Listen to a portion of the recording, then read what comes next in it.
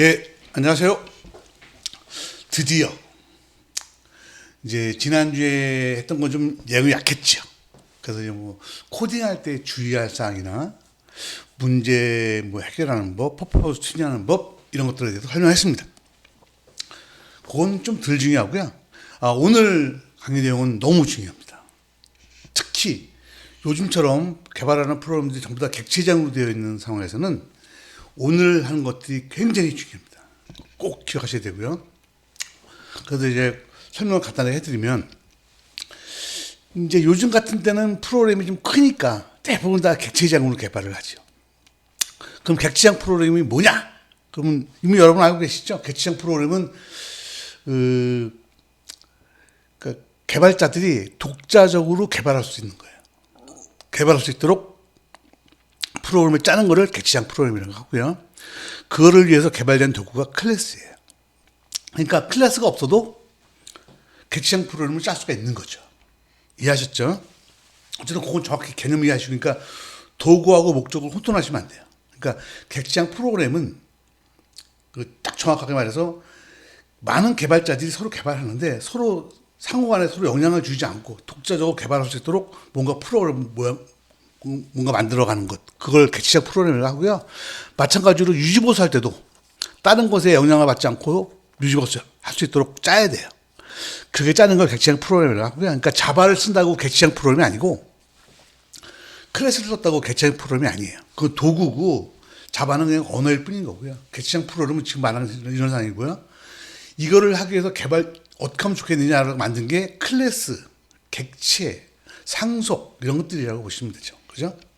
그래서 그런 것들을 잘 이용하면 객체장 프로그램을 짤 수 있다라는 그런 개념으로 생각하시면 될 것 같아요. 이해하셨죠? 자, 그래서 이제 객체장 프로그램을 제작한다 치면 이제 어떻게 할 거냐? 자, 보세요. 객체장 프로그램을 제작할 때는요, 처음에 이제 클래스를 만들어야 되잖아요. 그럼 클래스는 어떻게 만드는 게 좋으냐? 제가 몇 번 설명했지만, 동일한 화면에 있는 데이터와 메소드는 뭐 보통 하나의 클래스의 대상이라고 볼 수가 있죠. 그리고 또 뭐 하다 보면 또 이제 어떤 것들은 또 딴 사람들이 또 재사용하는 단위가 있어요. 그런 것들도 클래스에 대한 대상이라고 볼 수가 있죠. 그래서 클래스를 정의를 했어요. 정의하고 나면 보통 화면에 따라서 클래스 만들다 보면 클래스가 몇백 개 되잖아요. 근데 화면이 대충 비슷비슷한 게 많거든요. 화면이나 보고서나 뭐 출력물 이런 것들 기준으로 클래스 만들다 보면 비슷비슷한 게 많거든요. 그러면 어떻게 돼요? 공통적인 부분을 뽑아가지고 상속이 깊어지면 추상 클래스. 그죠? 그렇게 하면 되죠. 그리고 추상 클래스까지 하다가 영원한 관계가 아니고 임시적으로 그 클래스 간에 어떤 속성을 묶어줄 때 요거는 영원한 게 아니고 이제 회사 로고 같은 것들은 영원하다고 볼 수가 있지만, 뭐 부서별 어떤 책임 같은 거 이런 것도 영원하지 않잖아요. 그런 것들을 할 때는 인터페이스로 묶어주면 되는 거죠. 그리고 이제 이 클래스가 이 클래스를 사용하느냐 안 하느냐, 이 클래스 안에는 어떤 클래스가 포함되어 있느냐 이런 것들을 표현하기 위해서는 그 연관관계, 그죠? 이미 여러분 저한테 배웠어요. 연관관계. 그래서 클래스 다이어그램, 시퀀스 다이어그램 같은 걸 이용해서 연관관계를 표현해 줘야죠. 그렇게 하면, 자 보세요. 화면이나 출력물 같은 기준으로 클래스를 쫙 만들었죠. 만든 상태에서 영원한 공통적인 부분들은 상속으로, 임시적인 공통적인 부분들은 뭐 특정 부서에 관한 것들은 인터페이스로, 그죠? 그 다음에 어떤 클래스 안에 어떤 클래스가 포함되어 있거나 뭐 이런 거는 연관관계로 표현을 해주게 되면 되는 거죠. 그죠? 이해했죠? 그렇게 해서 클래스를 선언해 주면 돼요. 여기까지가 제일 중요한 거예요.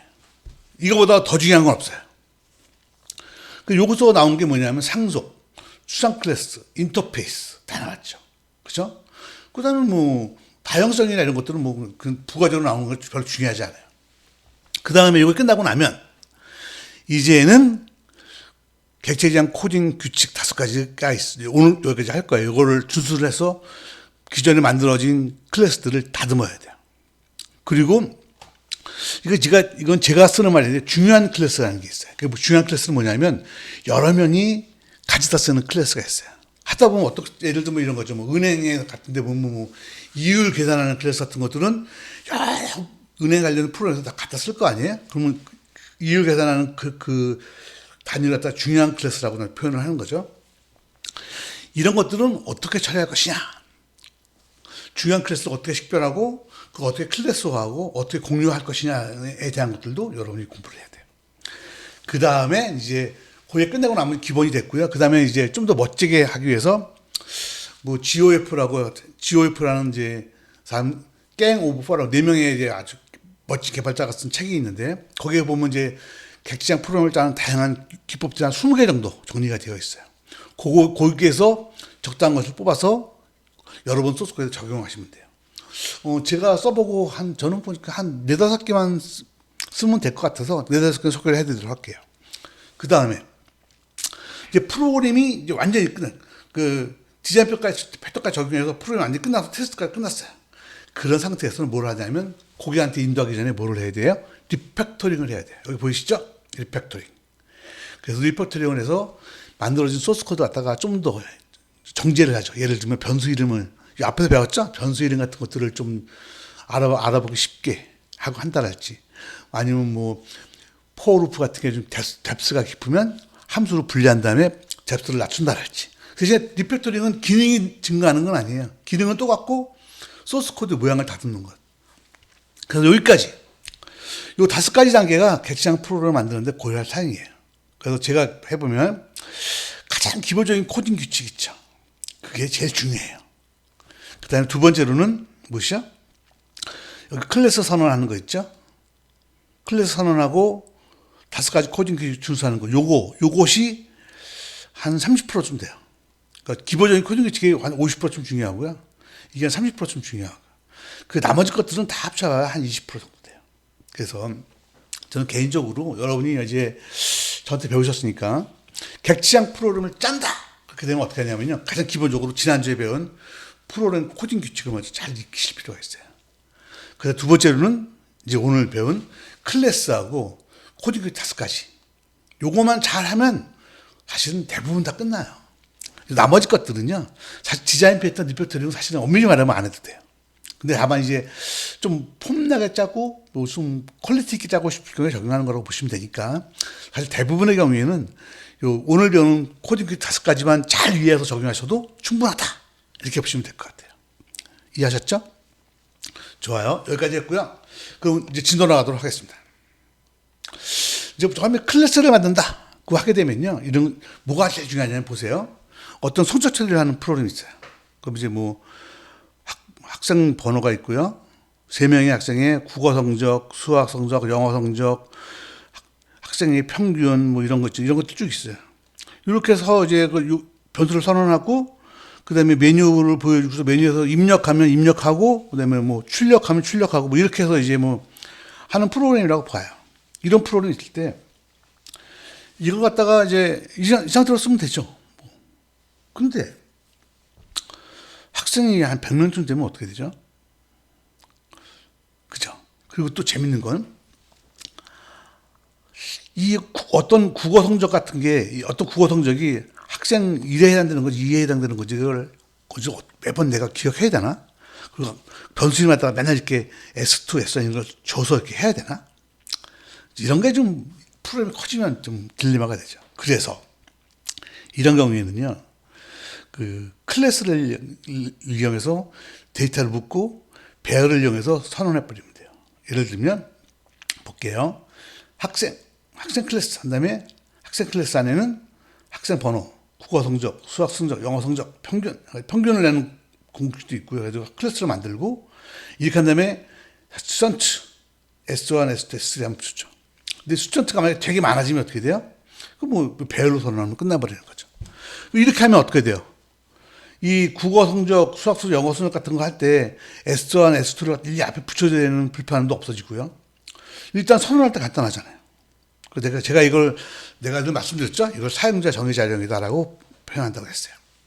그래서 클래스를 이렇게 선언했다 이거예요.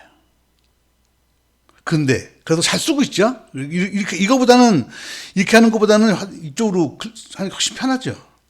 근데 이게 편한데 이렇게 짰는데 학생이 늘어나면 어떻게 돼요? 상관없죠. 뭐 S4, 뭐 S5 늘어나면 되는데 과목이 늘어나면 어떻게 되죠? 프로그램을 이렇게 짰는데 과목이 늘어났어. 사회 과목이 하나 증가했어. 그럼 어떻게 돼요? 뭐 개판 내는 거죠 뭐. 다시 짜야죠 뭐. 이게 바로 뭐냐면요. 클래스가 가진 양날의 면이라고 보시면 돼요.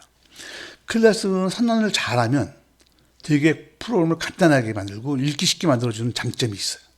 다만 잘못하면, 그래서 만약에 이 사회 과목이 늘어나면요, 이 프로그램 다 다시 짜야 돼요. 그래서 그것도 그러면 과목이 늘어난다. 그래도 예를 들면 그래서 뭐 이제 스코어를 해서 뭐 스코어를 해가지고 스코어, 국어, 수학, 영어로 해가지고 클래스를 이렇게 만든 다음에 뭐 S1 스코어, S2 스코어, S3 스코어를 만들었어요. 이렇게 하면 과목이 늘어나면 어떻게 돼요? 상관없죠. 근데 이렇게 되면 학생이 늘어나면 어떻게 돼요? 또 개판되는 거죠. 그러니까 클래스 없이 시작하는 경우가 있고요. 스튜던트를 클래스로 만드는 경우, 스코어를 클래스로 만드는 경우를 가만히 생각해 보세요. 그래서 우리가 보통 이제 예를 들면 제가 옛날에 공부할 때 보면 객체장 프로그램은 디자인이 중요하다라고 얘기를 막 해요. 그런데 내가 그때 왜 중요해요? 그러고 말하면 그래 올바른 설명을 못 들었던 것 같아요. 여러분은 이제 제대로 들으실 거예요. 자 보세요. 내가 이 성적 관리 프로그램을 갖다가 짤 때 이렇게 짤 거냐? 아니면 클래스를 이용할 거냐 할 때 클래스를 이용하고자 한다면 뭐를 해야 돼요? 과목이 늘어나는 상황인지 학생이 늘어나는 상황인지를 식별해야 돼요. 그거 우리는 뭐라 그래요? 분석하는 과정이라고 그래요. 분석을 잘해서 과목도 늘어나고 학생도 늘어나요. 그러면 클래스를 쓰면 안 돼요. 이해하셨죠? 학생은 늘어나는데 과목은 뭐 거의 같아요. 뭐 그러면 어떻게 돼요? 스튜던트를 클래스로 만들면 되죠. 우리는 학생은 고정돼 있고요. 과목만 바뀌어요. 그럼 어떻게 돼요? 당연히 스코어를 클래스 만들어야죠. 그래서 요걸 갖다 요 예를 통해서 여러분이 어떻게 한 거냐면 객체장에선 설계, 디자인이 중요하다. 사전 분석이 중요하다. 이런 얘기들을 많이 들었는데 왜냐고 물어보면 지금 이해를 생각하시면 되겠어요. 아셨죠? 됐다고 치고요.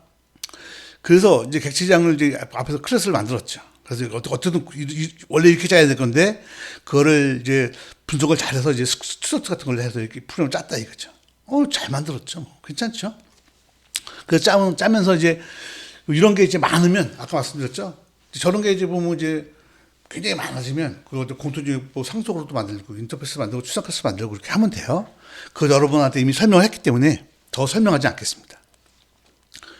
요번에는 이제 이렇게 됐으면 그 다음에 뭐를 하는 거냐면 이 객체장 프로그램을 짤 때 5가지 원칙이라는 게 있어요. 예를 들면 이제 배드스멜이라고 하는데 이거 볼게요. 어떤 클래스에 어떤 걸 하나 바꾸면 딴 클래스가 바뀌어. 그리고 내 클래스를 뭔가 수정하면 다른 부분도 문제가 발생해. 내 클래스를 갖다가 딴 데서 사용하기 어려워. 그리고 소스를 수정하고 테스트하는데 시간이 많이 걸려. 그리고 당장 쓰지도 않는데 쓸데없는 이런 거 만들어 놓은 것들이 있어. 동일한 코드가 중복돼. 또 하나의 모듈 안에 또 기능이 너무 많아. 뭐 이런 것들. 이런 것들이 있으면 요거는 뭐예요? 시스템이 객체지향으로 짜였다고 보기 어렵다. 이렇게 보는 거죠. 왜냐? 객체지향은 개발자가 A와 B 개발자가 각자 서로한테 영향을 미치지 않고 개발하는 게 객체지향 프로그램의 목적인데 이렇게 돼가지고는 말이 안 되잖아. 그렇죠? 그래서 요걸 이제 우리 배드스멜이라고 하고요. 요거는 한번 기억해 주실 필요가 있죠. 그래서 요거를 없애기 위해서 만들어진 원칙이 뭐냐면 여기 5가지 원칙이에요. 어렵지 않아요. 가르쳐 드릴게요. 첫 번째. SRP는요, 뭐냐면요. 하나의 클래스는요, 한 가지 기능만 하도록 하는 거예요. 하나의 클래스가 여러 가지 기능을 갖도록 하지 말고, 하나의 클래스는 한 가지 기능만 하도록 해라. 그래서 이거를 식별하기 위한 가장 좋은 방법이 뭐냐면, 예를 들면 여러 클래스 만들었어. 근데 클래스 이름을 적어봐요. 근데 이름을 짓기가 애매한 거야. 그럼 뭐예요? 기능이 너무 많은 거야. 무슨 말인지 아시죠? 그러니까 하나의 클래스는 한 가지 기능만 하도록 그렇게 만들어야 돼요. 그렇게 되어야 그게 제대로 되는 거예요. 그걸 우리가 보면 그래서 싱글 레스폰시빌리티 프린서플이다라고 얘기를 하는 거예요. 이해하셨죠? 그래서 요걸 그러니까 한 가지 클래스는 한 가지 기능만 하도록 해라라는 것이 굉장히 중요한 거고요. 두 번째, OCP라는 게 있어요. 이거 아주 중요한 건데요. 보세요. 이제 상속을 사용할 때 이제 뭘 하나 보여주는 디스플레이가 있는데 이제 문자를 보여주는 게 있고 문자를 보여주는 게 있고 문자를 보여주는 게 있었어요. 그래서 이거 두 개를 뽑아다가 공통적인 걸 뽑아다가 디스플레이를 만들고 이걸 이렇게 상속을 받도록 이렇게 만드는 것. 이거 한두 개가 있을 땐 상관없어요. 근데 이거는 좋은 방법이에요. 이게 만약에 스티링과 캐릭터가 딱 고정되어 있다. 그러면 이렇게 짜도 돼요. 근데 이게 그렇지 않다. 응? 그렇지 않다. 그러면 어떻게 하는 거냐면 그렇게 가면 안 돼요. 예를 들면 뭘 디스플레이 하는 게 있다 그러면요. 디스플레이 하는 거에 대해서 디스플레이 하는 걸 인터페이스를 선언해 놓고요. 그 다음에 이게 캐릭터 디스플레이 상속받아서 구현, 스트링 디스플레이, 그래픽 디스플레이 이렇게 쭉 만들어. 이거 굉장히 중요한 거예요. 만들어 놓고 디스플레이를 갖다 사용하는 다른 데서는 이거를 사용하는 거예요. 그럼 예를 들어 어떻게 하는지 볼게요. 만약에 디스플레이를 사용하는 클래스 여기서 보면 이게 이렇게 만들어져 있다고 치면 어떻게 하냐면요. 이 디스플레이를 사용하는 클래스는 어떻게 사용하냐 이렇게 하는 거예요. 디스플레이형을 가지는 디스플레이. 이거는 이 디스플레이는 어떤 거죠? 여기는 디스플레이는 인터페이스 디스플레이를 말하는 거예요. 그죠? 이 디스플레이는 인터페이스 디스플레이는 가지는 객체는 디스플레이. 여기는 뭘 할당한 거냐면 뉴 캐릭터를 할당하는 거죠. 요 다이나믹 링킹이죠. 동적 연계랑 얘기 들었어요. 그래서 이렇게 하면 어떻게 돼요? 이 디스플레이가 아버지고 캐릭터가 아들이잖아요. 그러니까 부모한테 이렇게 할당이 되거든요. 그러면 이렇게 하면 그 다음에 어떻게 돼요? 디스플레이 점 쇼 하면 출력이 되는 거예요. 이렇게 짜놓고 나면요. 어떻게 되는지 보세요. 만약 그래픽 디스플레이를 갖다가 만약 추가해야 될 일이 발생한 거예요.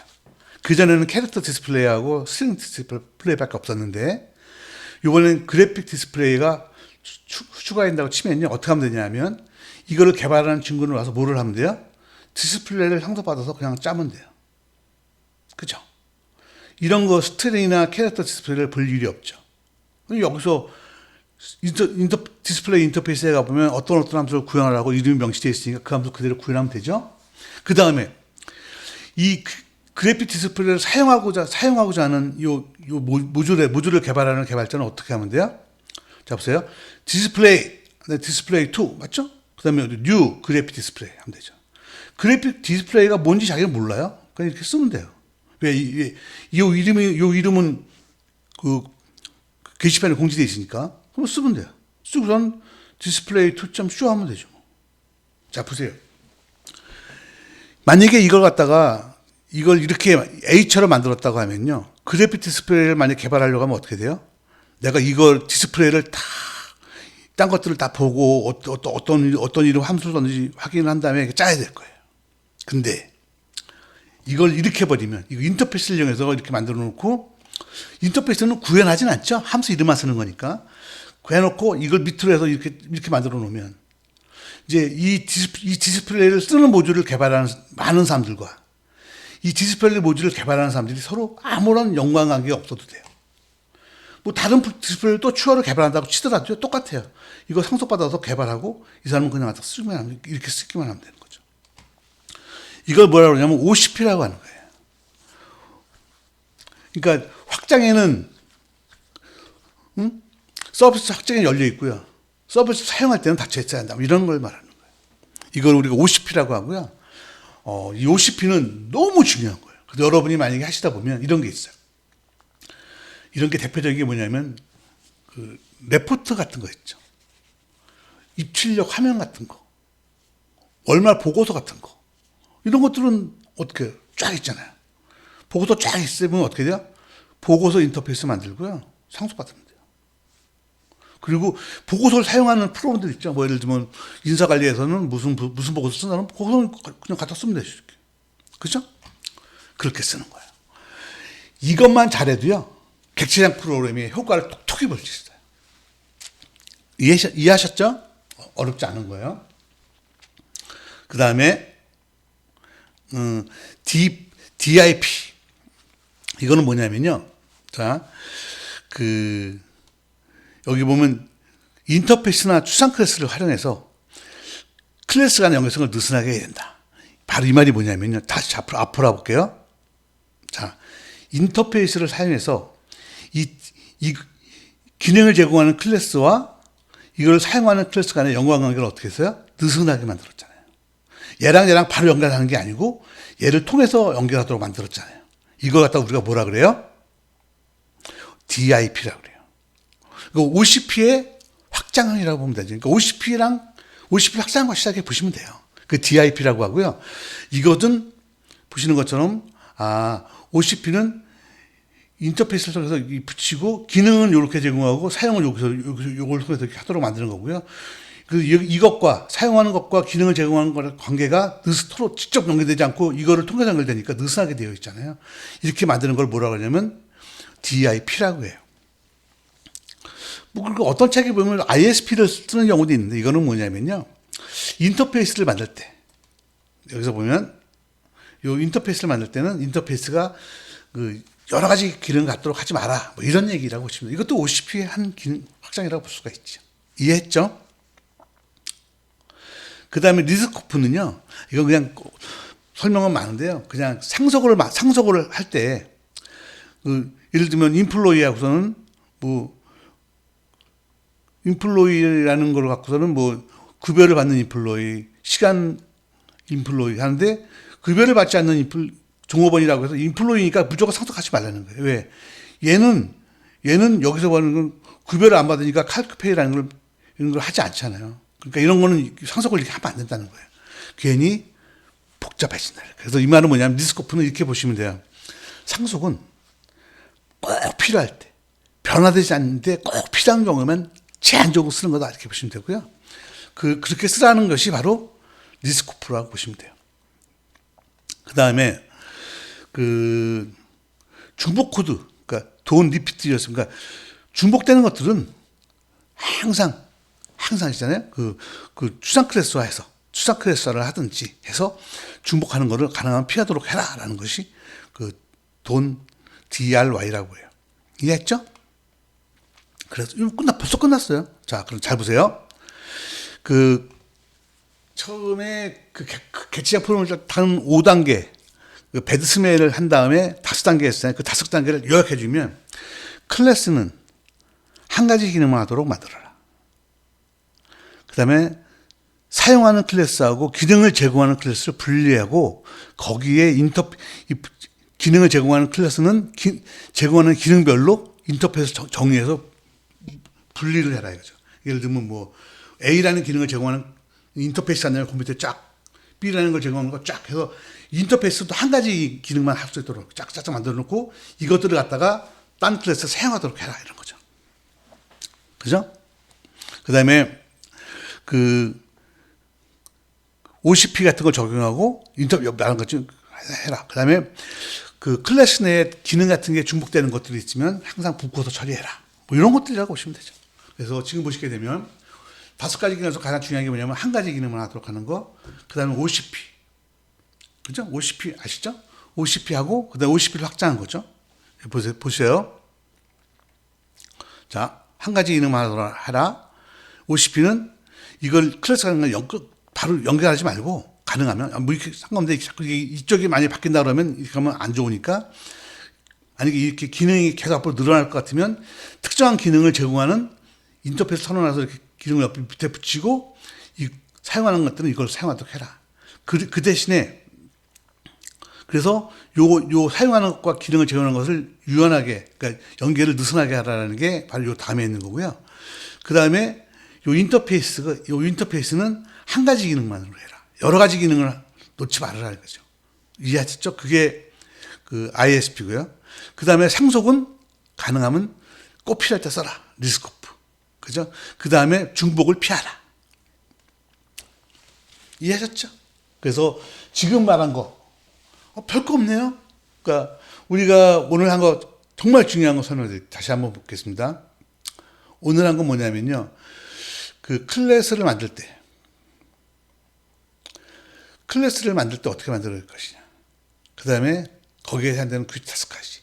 여기까지 설명했는데 요거 두 개만 잘하면 어떻게 된다고요? 80%를 여러분이 해결하게 되는 겁니다. 그래서 그 오늘 설명한 것들은요 너무 중요한 겁니다. 그래서 그 책 같은 데 보면 너무 장황하게 설명이 되어 있는데 그 제가 설명한 내용만 기준으로 해서 이해하시면 충분할 것 같고요. 그래서 여기 보시는 것처럼 어떻게 디자인이 얼마나 중요한지를 설명했었고요. 그 다음에 프로그램의 개장의 개념, 그 다음에 배드스멜, 이건 뭐 한번 체크해 보시면 되고, 이렇게 됐고, 이걸 피하기 위한 방법이 SRP, 이건, 그 다음에 OCP, 멋있죠? OCP 확장, DIP. 맞죠?